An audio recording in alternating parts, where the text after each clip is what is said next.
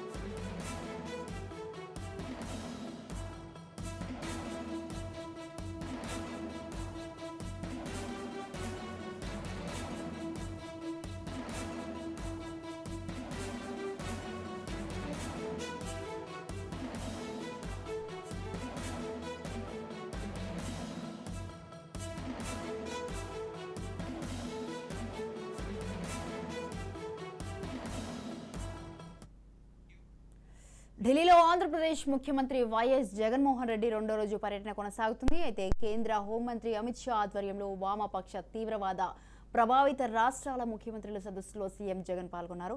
ఇక ఇదే విషయంపై మరింత సమాచారాన్ని అందించడానికి మా ప్రతినిధి గాలిబ్ ఫోన్ లైన్ లో ఉన్నారు. గాలిబ్, ముఖ్యమంత్రి జగన్మోహన్ రెడ్డి రెండో రోజు ఢిల్లీ పర్యటన కొనసాగుతుంది. తొలి రోజు ఆయన కేంద్ర హోంమంత్రి, కేంద్ర ఆర్థిక శాఖ మంత్రి నిర్మలా సీతారామన్ తోని సమావేశమయ్యి రాష్ట్రానికి సంబంధించి పెండింగ్ నిధులు బకాయిలపై చర్చించడం జరిగింది. అయితే రెండో రోజు ముఖ్యమంత్రి కేంద్ర పాలిత ఏదైతే ఉందో నక్సల్ ప్రభావిత ప్రాంత సీఎంల సమావేశంలో ఆయన పాల్గొనడం జరిగింది. కేంద్ర హోంమంత్రి అమిత్ షా అధ్యక్షతన జరిగిన ఈ సమావేశంలో ఏపీ నుంచి ముఖ్యమంత్రి పాల్గొన్నారు. ప్రధానంగా ఆంధ్రప్రదేశ్ రాష్ట్రంలో గడిచిన 4 దశాబ్దాలుగా వామపక్ష తీవ్రవాద సమస్యతో పోరాడుతుంది. ఈ ప్రాంతాల్లో జాతీయ విధానంతో పాటు కార్యాచరణ ప్రణాళిక ప్రధానం తీసుకున్న చర్యలు, అమలు తీసుకున్న అభివృద్ధి కార్యక్రమాలతో పాటు స్థానిక ప్రజల హక్కుల పరిరక్షణ వంటి బహుముఖ విధానాలను సానుకూల ఫలితాలను అందించమని కూడా ముఖ్యమంత్రి చెప్పడం జరిగింది. ప్రధానంగా ఏజెన్సీ ప్రాంతాల్లోని ఈ వామపక్షానికి సంబంధించిన తీవ్రవాద సమస్యలు ఎక్కువగా ఉన్న నేపథ్యంలో అక్కడ రాష్ట్ర ప్రభుత్వం ఎటువంటి చర్యలు తీసుకుంటుంది, ప్రధానంగా ఈ ప్రాంతాలు ఏదైతే సీతామరాజు, పార్వతీపురం, మన్యం జిల్లాలోని మారుమూల ప్రాంతంలోని 2019 నుంచి 23 నాటి వరకు కూడా 150 నుంచి 50కి తగ్గింది. ఇందుకు సంబంధించిన విస్తరణ, మావోయిస్టు విస్తరణ మాత్రం ఎక్కువగా ఉంటుంది. ప్రధానంగా ఆంధ్రప్రదేశ్ సరిహద్దు ప్రాంతంలోని ఒడిశా, తెలంగాణ, ఛత్తీస్గఢ్ లోని పొరుగు రాష్ట్రాలతో పటిష్టమైన సమన్వయంతో దీన్ని పూర్తిగా తగ్గించే ప్రయత్నం చేశాము అనేది మాత్రం ముఖ్యమంత్రి చెప్పడం జరిగింది. ఇందుకు సంబంధించిన గణాంకాలతో కూడిన అంశాలను ముఖ్యమంత్రి ఈ వామపక్ష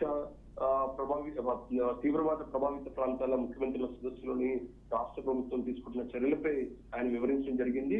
ఇంకా దాంతో పాటు రాబోయే రోజుల్లోని ఈ వామపక్ష తీవ్రవాద ప్రభావం తగ్గించడానికి ప్రభుత్వం ఎటువంటి చర్యలు తీసుకోబోతుంది, పూర్తిగా అక్కడ ఉన్న ఏదైతే ప్రభావిత ప్రాంతాలు ఉన్న వాటిలోని అలాగే మాట్లాడటంతో పాటు ప్రజల్లో అవగాహన కల్పించడంతో పాటు ఈ వైపు డైవర్ట్ అవుతే, మావోయిస్ట్ వైపు డైవర్ట్ అవుతే ఎటువంటి నిర్ణయాలు తీసుకుంటుంది ప్రభుత్వం, దానికి ఎటువంటి ఉపాధి అవకాశం. చాలా మంది ఇప్పటికే వామపక్ష తీవ్రవాదం నుంచి జనసందాహానికి వచ్చిన నేపథ్యంలోని ప్రజా జీవితానికి వచ్చిన నేపథ్యంలో వాళ్ళందరికీ కూడా పూర్తి స్థాయిలోని రాష్ట్ర ప్రభుత్వ ఉపాధి అవకాశం ఎంతవరకు కల్పిస్తున్న దానిపై కూడా ముఖ్యమంత్రి ప్రసంగించడం జరిగింది. ఇందుకు సంబంధించిన కార్యక్రమం కొద్దిసేపటికి ముగిసింది. ఈ రోజు సాయంత్రం అంటే రాత్రి 8 గంటల ప్రాంతంలోని హోంమంత్రి అమిత్ షాతోని ముఖ్యమంత్రి భేటీ కాబోతున్నారు.